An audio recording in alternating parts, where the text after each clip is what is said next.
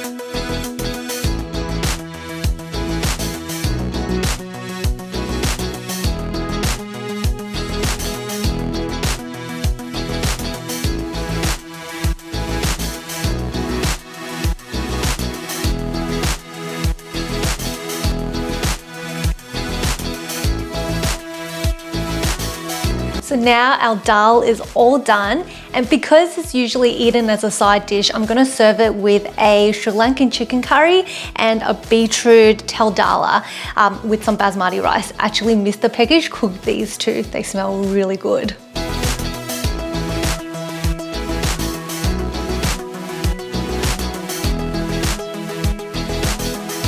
So dal is really simple, but it's also full of flavor. And when you eat it, it's just so warm and comforting. I love it.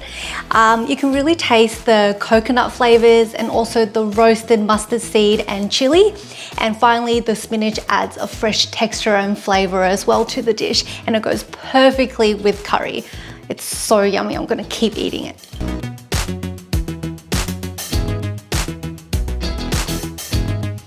Thank you so much for watching this video, and I hope you enjoyed learning how to make this Sri Lankan style dal.